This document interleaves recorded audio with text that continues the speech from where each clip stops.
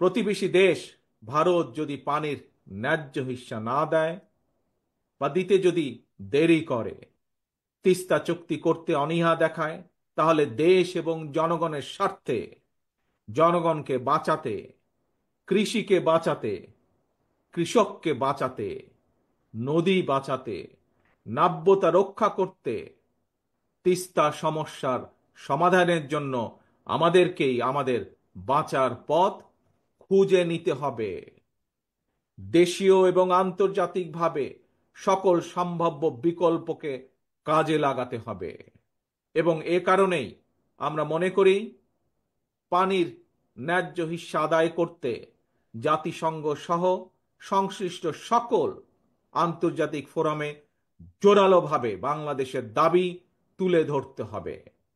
একই সাথে প্রতিবেশী দেশের সাথেও আমাদেরকে কূটনৈতিক কাজ করতে হবে, কূটনৈতিকভাবে আলোচনা শুরু করতে হবে। আবার আন্তর্জাতিক অংশগ্রহণের উদ্যোগের অংশ হিসাবে আর সময়ক্ষেপণ না করে অবশ্যই আমরা মনে করি বাংলাদেশকে 1992 সালের ওয়াটার কনভেনশন এবং 1997 সালের জাতিসংঘ পানি প্রবাহ কনভেনশনে স্বাক্ষর করা জরুরি হয়ে পড়েছে। প্রিয় ভাই বোনেরা, আন্তর্জাতিক উদ্যোগের পাশাপাশি বিশেষ করে উত্তরাঞ্চলকে মরুকরণ থেকে বাঁচাতে তিস্তা মহাপরিকল্পনা বাস্তবায়নের কোনোই বিকল্প নেই। আপনাদের প্রিয় দল বাংলাদেশ জাতীয়তাবাদী দল রাষ্ট্র জনগণের সমর্থনে আল্লাহর রহমতে রাষ্ট্র পরিচালনার দায়িত্ব পেলে আগামী দিনে অবশ্যই আমরা অগ্রাধিকার ভিত্তিতে তিস্তা মহাপরিকল্পনা বাস্তবায়নের সব রকম উদ্যোগ আমরা ইনশাল্লাহ গ্রহণ করব। পাশাপাশি পাশাপাশি বর্ষা সহ অন্য অন্য উৎস থেকে পানি সংরক্ষণ করে রাখার জন্য বাংলাদেশের ভেতরে থাকা তিস্তার ডান পাশের 7টি নদী এবং তিস্তার বাম পাশে 5টি শাখা বা উপনদী, এগুলোকেও খনন করা অত্যন্ত জরুরি। এগুলোকেও খনন করতে হবে আমাদের। এছাড়াও পানির বিকল্প উৎস তৈরি এবং পানি সংরক্ষণের জন্য নদী ও পানি বিশেষজ্ঞদের পরামর্শ অনুযায়ী দেশের বিভিন্ন স্থানে জলাধার নির্মাণ এবং পুনরায় শহীদ জিয়ার সেই খাল খনন কর্মসূচি চালু করব ইনশাল্লাহ আমরা। প্রিয় ভাই বোনেরা, আমার সামনে এখানে বহু সম্মানিত মুরব্বী রয়েছেন। সে মুরব্বীদের উদ্দেশ্যে বলতে চাই, প্রিয় মুরব্বীবর্গ, আপনাদের অনেকেরই মনে আছে সারা দেশে স্বাধীনতার ঘোষক শহীদ রাষ্ট্রপতি জিয়াউর রহমানের খাল খনন কর্মসূচির কথা। তখন একটি স্লোগান ছিল, বিখ্যাত স্লোগান, কৃষকের কাছে, গ্রামের সাধারণ খেটে খাওয়া মানুষের কাছে একটি পরিচিত স্লোগান ছিল, প্রিয় স্লোগান ছিল। কি সেটি? খাল কাটা হলে সারা, দূর হবে বন্যা খরা। প্রিয় দেশবাসী, উত্তর অঞ্চলের সংগ্রামী ভাই ও বোনেরা, দেশের জনগণের সকল গণতান্ত্রিক রাজনৈতিক মানবাধিকার কেড়ে নিয়ে ভোটের অধিকার ডাকাতি করে পলাতক স্বৈরাচার দেশে মাফিয়া সাম্রাজ্য গড়ে তুলেছিল।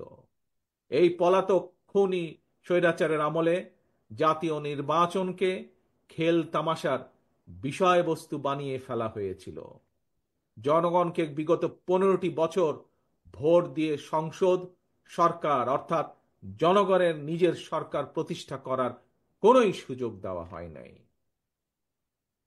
ছাত্র জনতার গণ অভ্যুত্থানে গত 5ই আগস্ট এই মাফিয়া, এই খুনি স্বৈরাচার পালিয়ে যাওয়ার পর থেকে জনগণের অধিকার পুনঃপ্রতিষ্ঠার সুযোগ এবং সম্ভাবনা আবার তৈরি হয়েছে। ভোটের অধিকার প্রয়োগ করে জনগণের কাছে দায়বদ্ধ একটি গণতান্ত্রিক সরকার প্রতিষ্ঠার সুযোগ।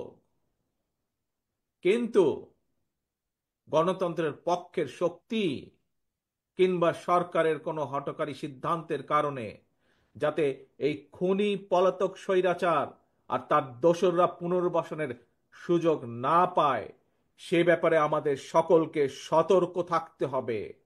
সে ব্যাপারে আমাদের সকলকে ঐক্যবদ্ধ থাকতে হবে অতীতের মতন।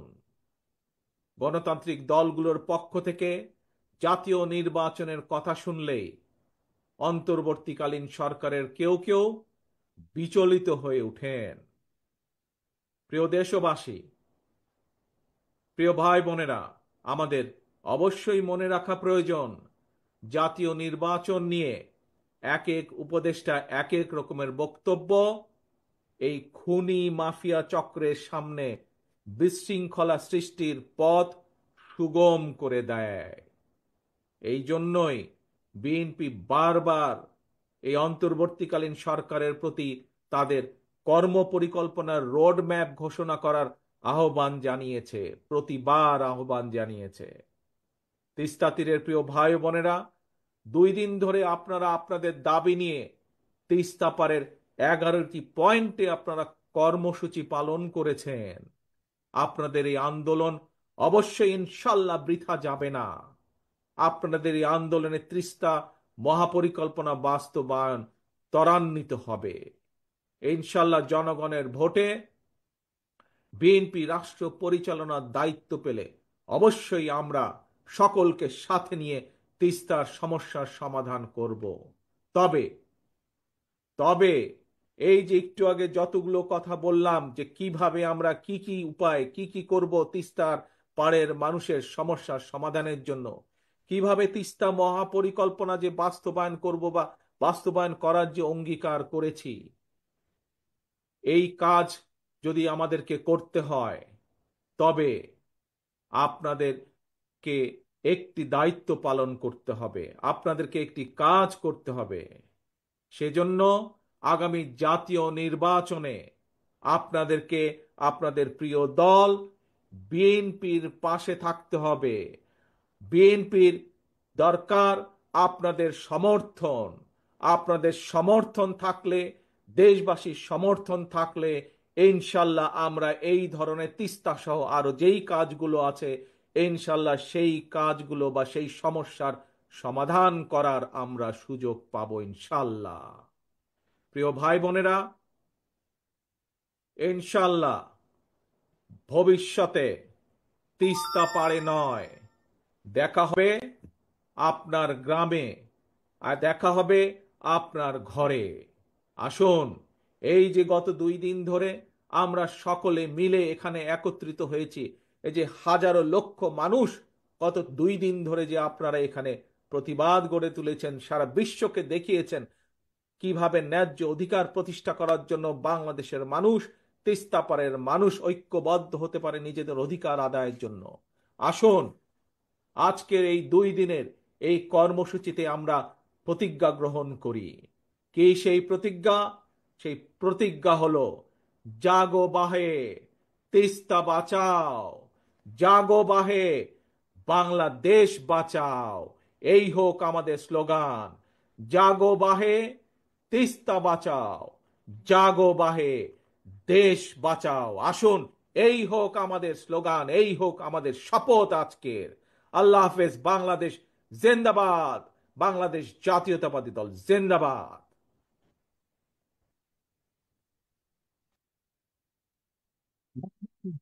আমাদের প্রিয় নেতা জনাব তারেক রহমানকে, উনি আমাদের যে আশ্বাসের বাণী শুনিয়েছেন এবং আমাদের কাছে একটা দায়িত্ব দিয়েছেন, এই সমস্ত কর্মসূচি যদি আমরা বাস্তবায়ন করতে চাই তাহলে বিএনপিকে রাষ্ট্র ক্ষমতায় নিয়ে আসতে হবে।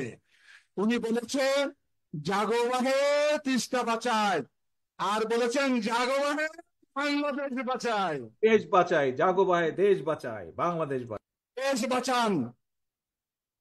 তা আমরা আমাদের পক্ষ থেকে আমাদের প্রিয় নেতাকে অভিনন্দন, কৃতজ্ঞতা প্রকাশ করছি।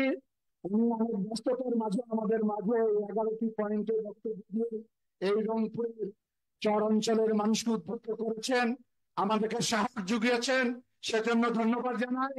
এবং আমি মনে করি উনি অনেক ব্যস্ত রয়েছেন, তারপরেও আজকে সারা রাত দেখে আমরা এখানে থাকবো।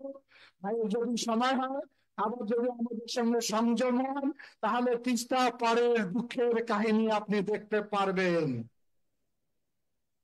ইনশাল্লাহ আমি অবশ্যই চেষ্টা করব, যদি লাইন ঠিক থাকে আমি ইনশাল্লাহ চেষ্টা করব। কথা দিয়েছেন, ধন্যবাদ সবাইকে। যারা